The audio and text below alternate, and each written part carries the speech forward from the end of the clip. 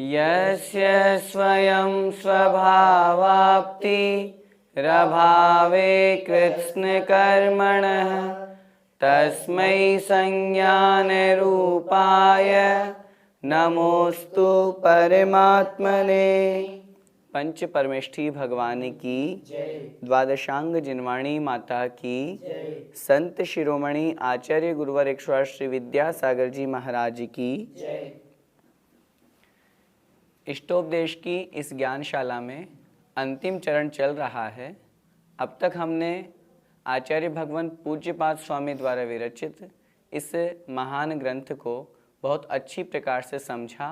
किस प्रकार आत्मा का स्वरूप होता है, संसार में क्या सार है, क्या असार है।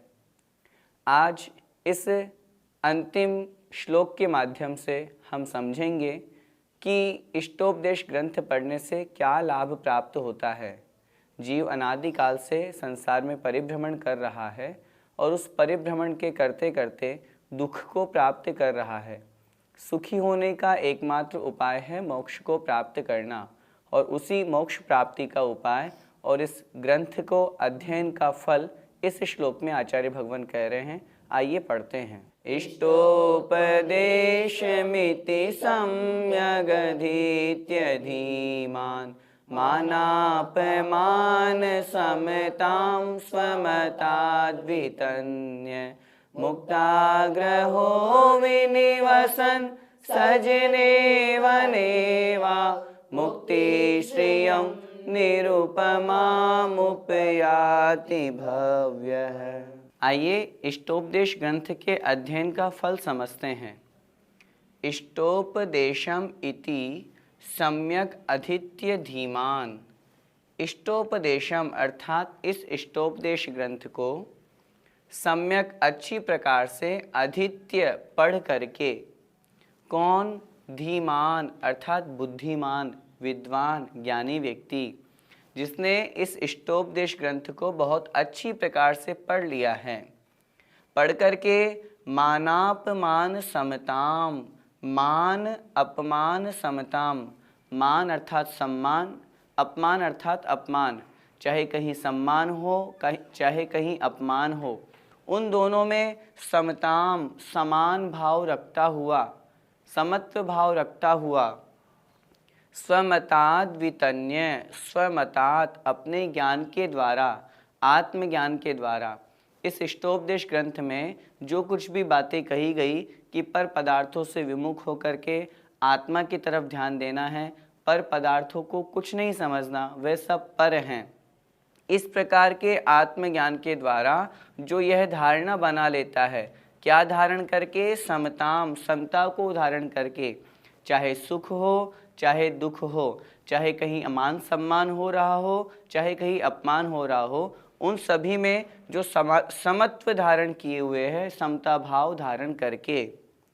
मुक्ताग्रहो, मुक्त आग्रहो, आग्रह से भी जो मुक्त हो गया है, किसी प्रकार का कोई हटाग्रह नहीं, कोई दुराग्रह नहीं, किसी प्रकार का किसी पक्ष विशेष का समर्थन नहीं, उससे भी जो रहित हो गया है। विनिवसन रहता हुआ, कहाँ पर? सजने वने वा, सजने जन अर्थात लोगों से सहित स्थान, चाहे वह गांव हो, शहर हो, धर्मशाला हो, वह स्थान हो, अथवा वन जंगल हो, एकांत स्थान हो, कहीं पर भी रहता हुआ मुक्ति श्रियम, मुक्ति रूपी श्रियम अर्थात लक्ष्मी को, श्री अर्थात लक्ष्मी, मुक्ति रूपी लक्ष्मी को। कैसी है वह मुक्ति रूपी लक्ष्मी? निरुपमाम उपयाति, जो निरुपम है, जिसकी किसी वस्तु से उपमा नहीं की जा सकती। संसार का कोई ऐसा पदार्थ नहीं जिसकी उपमा हम मोक्ष रूपी लक्ष्मी से कर सकते हों। तो ऐसी उपमा से रहित मोक्ष रूपी लक्ष्मी को उपयाति प्राप्त करता है। कौन प्राप्त करता है? भव्य है, अर्थात वह भव्य जीव। एक बार फिर से इस श्लोक का हम अर्थ समझते हैं। ऐसा भव्य बुद्धिमान जीव जिसने इस इष्टोपदेश रूपी ग्रंथ को अच्छी प्रकार से पढ़ लिया है और ग्रंथ को पढ़ करके जिसने क्या प्राप्त किया? अपने आत्मज्ञान के माध्यम से सम्मान और अपमान इन दोनों में समता भाव धारण कर लिया, दोनों में एक भाव धारण कर रहा है।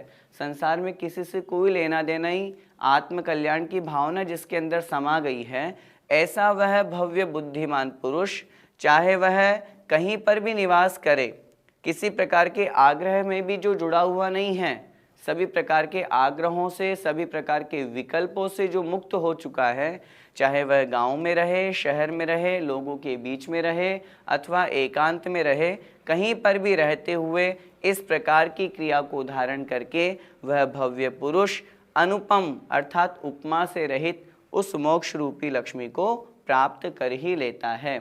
इस इष्टोपदेश ग्रंथ के पढ़ने का फल क्या है? निश्चित रूप से वह जीव अपने जीवन में समता भाव धारण करता है, राग द्वेष रूप परिणति से दूर होता है, आत्मा की ओर तल्लीनता उसकी बढ़ती है और उस तल्लीनता के साथ साथ वह जीव एक दिन उस मोक्ष सुख को प्राप्त करता है। भैया जी, यह ग्रंथ गृहस्थों के लिए उपयोगी है या फिर मुनियों के लिए? इस श्लोक में तीसरे चरण में आचार्य भगवान ने स्वयं दो शब्द दिए हैं, सजने वने वा।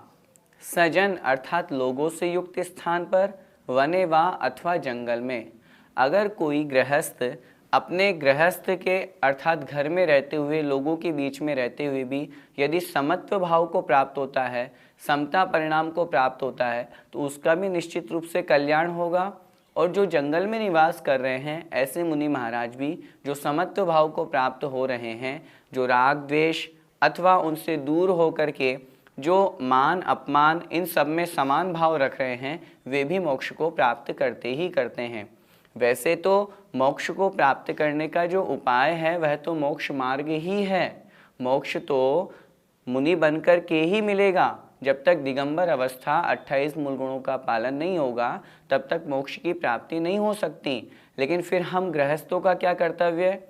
उस मार्ग तक, उस मोक्ष मार्ग तक जब तक हम नहीं पहुंच पा रहे हैं तब तक गृहस्थ में रहते ही इस प्रकार के ग्रंथों का स्वाध्याय करें। स्वाध्याय करने से हमारे जीवन में क्या परिवर्तन आएगा? हम राग द्वेष रूप वैतरणी में नहीं बहेंगे। इस कीचड़ से उलझने की, इस कीचड़ से निकलने की कोशिश करेंगे।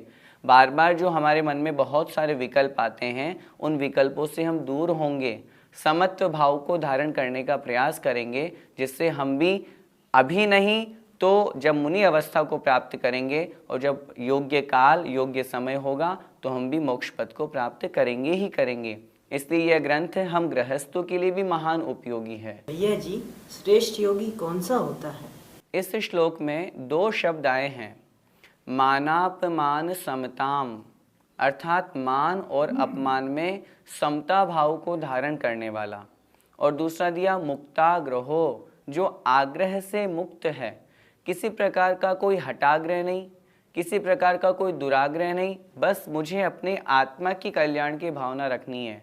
मुझे किसी से कोई मतलब नहीं, कहाँ पर क्या किसने क्या कहा, मुझे तो बस आत्म कल्याण की भावना रखनी है। निश्चय व्यवहार इन सब साथ में सामंजस्य लेकर के आगम में जो शास्त्रों में जो आचार्य भगवंतों ने जिस नए की अपेक्षा से जो बात कही है उस बात को ग्रहण करके किसी एक पक्ष विशेष से दूर होकर के आग्रह से रहित जो होता है वही श्रेष्ठ योगी है। और वास्तव में मान अपमान में समता भाव, सम्मान जहाँ हो रहा हो वहाँ तो ठीक, लेकिन अपमान में स्खलन बहुत ज़्यादा होता है। कितनी अच्छी पंक्ति सामायिक पाठ के अंतर्गत आती है, सुख दुख बेरी बंधु वर्ग में, कांच कनक में समता हो, वन उपवन प्रासाद कुटी में, नहीं भेद नहीं खेद नहीं ममता हो। अर्थात चाहे सुख हो चाहे दुख हो, दोनों में समान भाव। सुख के अंदर फूलना नहीं, हर्ष नहीं लाना, दुख होने पर विषाद नहीं लाना। बेरी बंधु वर्ग, चाहे सामने हमारा शत्रु हो चाहे हमारा मित्र हो, दोनों में समान भाव। देखो ना यशोधर मुनि महाराज को, जिन राजा श्रेणिक ने पहले उनके गले में मरा हुआ सांप डाला तो भी उनको भी समान आशीर्वाद दिया, और रानी चेलना जो उनकी भक्त थी, उनके कहने पर वह सांप जो हटाया गया उनको भी समान आशीर्वाद दिया। उन मुनि महाराज के लिए कोई मित्र नहीं, कोई दुश्मन नहीं, कोई शत्रु नहीं, दोनों को समान भाव, समता भाव से जो देखते हैं। कांच कनक में समता हो, किसी प्रकार का कोई वस्तु सामने, चाहे कांच हो चाहे कनक सोना रखा हुआ हो, तो भी दोनों में समान भाव। ऐसा नहीं कि एक बहुत ज़्यादा कीमती है और एक की कोई वैल्यू नहीं, कोई मूल्य नहीं, दोनों के लिए समान, जो दोनों को मिट्टी मानते हो। ऐसे कांच कनक में समता हो, वन उपवन, चाहे जंगल में रहें, चाहे बहुत अच्छी धर्मशाला में रहें, उपवन में रहें, प्रासाद कुटी में, प्रासाद अर्थात महल, कुटी अर्थात कुटिया में, नहीं खेद नहीं ममता हो। इन जो उनके लिए अच्छी नहीं लग रही है उनके प्रति खेद नहीं करना, और जो उन्हें अच्छी लगे उनके प्रति ममत्व भाव नहीं करना। यही तो इस इष्टोपदेश ग्रंथ का सार है। वास्तव में जो इन सभी चीज़ों में समत्व भाव रख लेता है, जीवन में सुख का सबसे बड़ा उपाय है अपने जीवन में समता भाव को धारण कर लेना। कैसी भी स्थिति हो, परिस्थिति हो, चाहे अनुकूल हो चाहे प्रतिकूल हो, अनुकूल होने पर हमें खुश नहीं होना, प्रतिकूल होने पर दुखी नहीं होना। श्रेष्ठ योगी तो वही है जो दोनों अनुकूल और प्रतिकूल परिस्थितियों में भी अपने कूल को, एक नदी होती है जो कूल अर्थात किनारा, दो किनारों के सहारे चलती है, एक अनुकूल है एक प्रतिकूल है। एक किनारा दूसरे के लिए प्रतिकूल है, लेकिन वही किनारा पहले वाले के लिए अनुकूल भी बना हुआ है। यदि एक कूल ने, एक किनारे ने साथ छोड़ दिया तो पहले वाले कूल किनारे का भी कोई मतलब नहीं रह जाएगा। कहने का तात्पर्य, अनुकूल प्रतिकूल परिस्थितियों में हमको समता भाव धारण करना चाहिए। चूँकि आपने श्रेष्ठ योगी का प्रश्न किया है तो वह तो उसी अपेक्षा से श्रेष्ठ है ही जो समत्व भाव को धारण करें। हमें भी अपने जीवन में उस श्रेष्ठ योगी की तरफ बढ़ना है, वैसा ही बनना है, तो अभी से ही ऐसी हम तैयारी करें। चाहे हमारे पास में कुछ रुपया पैसा हो चाहे नहीं हो, कैसी भी परिस्थिति हो, जीवन में उतार चढ़ाव सबके आते हैं, लेकिन उन उतार चढ़ाव में समत्व भाव, धैर्य, समता भाव रखेंगे तो निश्चित रूप से हमारे जीवन से वह सुख दुख दोनों में समता भाव आने से राग द्वेष की परिणति दूर होगी और हम उस इष्ट का उपदेश ग्रहण करके और मोक्ष की ओर प्रयाण करेंगे। भैया जी, इस ग्रंथ का नाम इष्टोपदेश जी क्यों रखा गया? इष्टोपदेश कितना अच्छा नाम है। इष्ट उपदेश, इष्ट अर्थात आत्मा के लिए जो कल्याणकारी है, आत्मा के लिए जो रुचिकर है, अच्छा है, वही उपदेश जो जिनेंद्र भगवान ने दिव्य ध्वनि के माध्यम से हम सभी भव्य जीवों को उपदेश दिया, उसी का सार इस इष्टोपदेश में है। पूरा का पूरा एक छोटा सा आध्यात्मिक ग्रंथ। हम यदि अध्यात्म की ओर प्रवेश करना चाहते हैं तो समय सार जी बाद में पढ़ें, पहले इष्टोपदेश जी को पढ़ लें ताकि हमारा अध्यात्म ग्रंथों में प्रवेश हो जाए। जिनेंद्र भगवान के द्वारा प्रतिपादित जो 7 तत्व हैं उनमें क्या सही है क्या गलत है, कितने हेय हैं कितने उपादेय हैं, इन सब बातों का यहाँ पर एक छोटा सा इस ग्रंथ के माध्यम से हम सभी को आचार्य पूज्यपाद स्वामी महाराज ने इस ग्रंथ के माध्यम से उस अध्यात्म में प्रवेश कराया है। आत्मा का कल्याण इसी इष्टोपदेश से होगा, अर्थात जिनेंद्र भगवान द्वारा प्रतिपादित उस उपदेश को यदि हम ग्रहण करेंगे तो निश्चित रूप से हमारा कल्याण होगा। देखिए किस प्रकार इस ग्रंथ में आचार्य भगवान छोटी छोटी बातों के माध्यम से हम सभी को इस तरह की जानकारी दे रहे हैं, बता रहे हैं कि आत्मा का कल्याण इन वस्तुओं में है पर पदार्थों में नहीं है। तो इसलिए ग्रंथ का नाम पूर्णतया सार्थक है, क्योंकि इसमें आत्मा के कल्याण के लिए उपदेश की बातें बताई गई है और जो उन उपदेश को, उन बातों को अपने जीवन में धारण करता है वह अपने इष्ट को अर्थात आत्मा को प्राप्त करता ही करता है। इस ग्रंथ में हमारे लिए क्या क्या बातें बताई गई? इस ग्रंथ में बहुत सी छोटी छोटी बातें बता करके हमको मोक्ष मार्ग में लगाने का प्रयास किया गया। जैसे प्रारंभ में ही आचार्य भगवान ने व्रत और अव्रत का फल बताया। एक व्रती व्यक्ति उसके समान है जो छाया में खड़ा हुआ है और व्रतों का पालन करके स्वर्ग पद को प्राप्त कर रहा है और परंपरा से मोक्ष को प्राप्त करेगा। एक अव्रती व्यक्ति जो धूप में खड़ा होकर के व्यर्थ ही अपना समय गंवा रहा है और पाप के कारण से नरक में जाकर के दुखों को प्राप्त करेगा। हम आप सभी श्रोताओं से पूछना चाहते हैं, आपने इस ग्रंथ से क्या क्या ग्रहण किया? इस व्रत और अव्रत के फल से आपने क्या ग्रहण किया? क्या जीवन में यह संकल्प लिया कि नहीं, हमें भी व्रतों का पालन करना है, अव्रतों को छोड़ना है, पापों का त्याग करना है? सुनना तो सबको अच्छा लगता है, लेकिन ग्रहण भी तो होना चाहिए। जब तक ग्रहण नहीं होगा तब तक हमारा सुनना सार्थक कैसे होगा? सिर्फ सुनने से काम नहीं चलेगा। जीवन में किंचित किंचित थोड़ा थोड़ा करके ग्रहण भी करना आवश्यक है, तब तो आत्मा का कल्याण होगा। उसके पश्चात हमने देखा, आचार्य भगवान कह रहे हैं कि जो भाव हमें मोक्ष पद प्रदान कर सकता है तो वह स्वर्ग आदि फल तो हमें दे ही देगा। कहने का तात्पर्य, भगवान की भक्ति करते समय सांसारिक फल, सांसारिक इच्छाओं की प्राप्ति की कामना नहीं करना। भावना तो हमेशा यही भाना कि भगवान मुझे मोक्ष पद की प्राप्ति हो। और जब तक मोक्ष पद प्राप्त नहीं होगा तब तक सांसारिक पद हमको प्राप्त हो करके धर्म में हमको लगाए रखेंगे।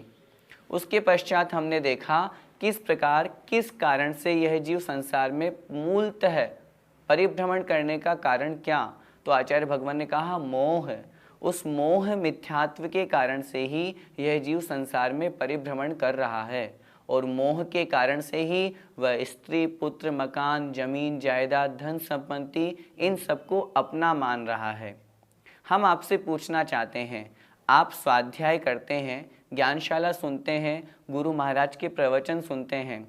हम हमेशा एक निवेदन आपसे करते रहते हैं, कम से कम इस मनुष्य पर्याय में हम आए हैं तो इस मनुष्य पर्याय में आकर के इस मिथ्यात्व को तो छोड़ना ही छोड़ना है। यदि मनुष्य पर्याय में प्राप्त होकर के भी हमने सम्यक दर्शन प्राप्त नहीं किया तो अन्य गतियों में तो बड़ा दुर्लभ है। आज हमें निमित्त से, संयोग से सब कुछ अच्छा प्राप्त हो रहा है। जिनेंद्र भगवान का दर्शन मिल रहा है, जिनवाणी सुनने का अवसर प्राप्त हो रहा है, पंच गुरुओं का समागम प्राप्त हो रहा है, तो फिर हम क्यों अपना समय व्यर्थ में गंवा रहे हैं? अनादिकाल से संसार में परिभ्रमण कर रहे हैं, उसका मूल कारण है यह मिथ्यात्व। और जब तक यह मिथ्यात्व नहीं छूटेगा तब तक हमारा पढ़ना, पढ़ाना, सुनना, सुनाना सब व्यर्थ, सब बेकार, कोई काम का नहीं है। इसलिए सम्यक दर्शन को प्राप्त करने का अपना मन बनाएं पूर्णतः, और हम तो उसको भी हम क्रम से करें। यदि हमने ग्रहित मिथ्यात्व ग्रहण किया हुआ है, अन्य कुदेवी देवताओं को हम पूजते हैं, उनके पास जाते आते हैं, उनकी मान्यता हमने बनाई हुई है, तो सबसे पहले तो उसी को छोड़ें। यदि कुदेवी देवताओं की मान्यता ही हमने नहीं छोड़ी तो फिर 7 तत्वों के प्रति जो विपरीत श्रद्धान है, ऐसा अग्रहित मिथ्यात्व कहाँ से छूटेगा? तो इसलिए पहले उस अग्रहित मिथ्यात्व को, ग्रहित मिथ्यात्व को छोड़ करके अग्रहित मिथ्यात्व को छोड़ें। किसी भी प्रकार से अन्य कुदेवी देवताओं के पास आना जाना, उनकी मान्यता बनाना, उनकी पूजा करना, उन सबसे दूर हों, तब तो हम अध्यात्म की बात करेंगे। सामान्य व्यवहार, सामान्य आचरण ही हमारा नहीं होगा तो फिर यह वस्तु कब समझ में आएगी कि जीव अलग है और आत्मा अलग है? यह तो बहुत आगे की बात है। इस प्रकार उस मोह का हमको त्याग करना। उसके पश्चात आचार्य भगवान ने 2-3 बातें कह करके कि वास्तव में शरीर हमारा नहीं है, यह शरीर तो पर पदार्थ है, पुद्गल है, और इतना अशुचि है कि इस शरीर से यदि कोई वस्तु स्पर्श भी हो जाए तो वह पवित्र वस्तु भी अपवित्र हो जाती है। सबसे ज़्यादा राग, सबसे ज़्यादा मोह हमें अपने शरीर से होता है, और इसीलिए आचार्य भगवान उस शरीर के स्वभाव की बात कर रहे हैं कि वास्तव में यह शरीर किसी काम का नहीं, यह तो महान अपवित्र है।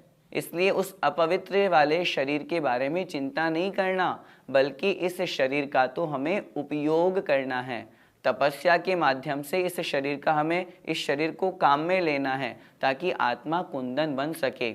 इसके पश्चात जो रुपया पैसा है, धन संपत्ति, जिसको हम प्राप्त करने में दिन रात मेहनत करते रहते हैं, खूब मेहनत करते हैं, हमेशा यही सोचते रहते हैं हमारा बैंक बैलेंस बढ़ता जाए बढ़ता जाए बढ़ता जाए, लेकिन वास्तव में जब पैसा कमाते हैं तब भी दुख होता है, जब वह पैसा अपने पास में रखते हैं तो उसकी रक्षा की चिंता में भी दुख होता है, और जब हमारे पास से जाता है तब भी हमको दुख होता है। तो ऐसे दुखदायी पैसे के बारे में क्यों विकल्प करना। अभी कुछ समय पहले ही हमारे देश के प्रधानमंत्री जी ने जो रुपये पैसों पर नोटबंदी की, रोक लगाई, कितने लोग परेशान हुए।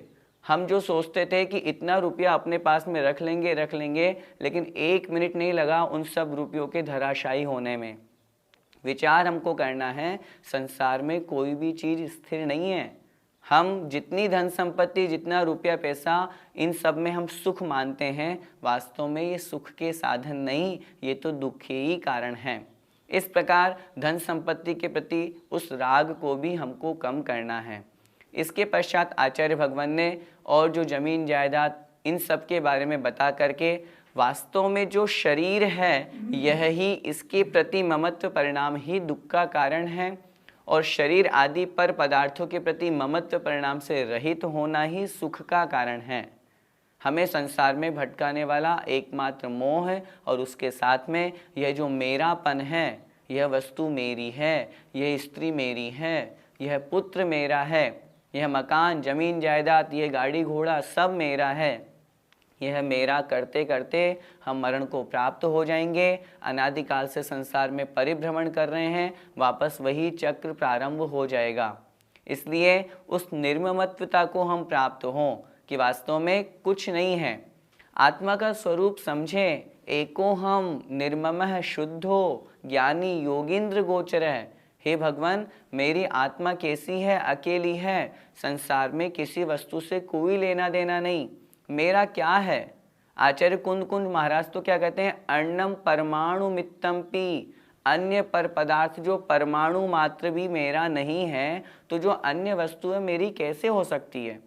मैं आपसे एक छोटा सा सवाल करता हूँ, यह आत्मा जो हमारी है इसके साथ में कर्म कब से लगे हुए हैं। उत्तर मिलेगा अनादिकाल से लगे हुए हैं। अब हम स्वयं मन में विचार करें, जो कर्म है वो पुद्गल है, वो अनादिकाल से लगा हुआ कर्म भी जब आत्मा का नहीं है, तो इस संसार में जो हमने आकर के अपनी वस्तुएं बसाई हैं, ये हमारी कैसे हो सकती है। बताइए, क्या कर्म कभी आत्मा बना? आत्मा कभी क्या कर्म बना? नहीं बना। कर्म कर्म रूप में ही है, आत्मा आत्मा रूप में ही है। तो जो वस्तु है जो हमारे साथ में लगी हुई है, जब अन्य परमाणु मात्र भी हमारा नहीं है, तो फिर हम अन्य वस्तु की क्या बात करें। इसलिए अपने एकत्व का चिंतन करें, अन्यत्व भावना का चिंतन करें कि सब वस्तुएं आत्मा से पर हैं, अलग हैं। आत्मा के स्वरूप को जानने के पश्चात आचार्य भगवान ने उस आत्मा तक पहुंचने का साधन बताया कि किस प्रकार हम आत्म ध्यान करें, और आत्म ध्यान करते करते आत्मानुभूति जब बढ़ती है, तब उस समय यह संसार उन योगी को, उन ऋषि को, उन मुनि महाराज को एक इंद्रजाल, एक जादू के खेल के समान दिखाई देने लगता है। वह जीव, वह योगी फिर संसार में नहीं रमता। संसार के सारे पदार्थ उसके लिए अहितकर हो जाते हैं, उन पदार्थों की तरफ उसका कोई ध्यान नहीं रहता। और इस प्रकार की परिणति बना करके वह जीव, जो इस ग्रंथ का मूल सार है, जीवोन्य पुद्गलाश्चान्य है इत्यसौ तत्व संग्रह है, अर्थात जीव अलग है, पुद्गल अलग है, आत्मा अलग है, हमारा शरीर अलग है, वास्तव में यही तत्व का सार है। जय जिनेंद्र।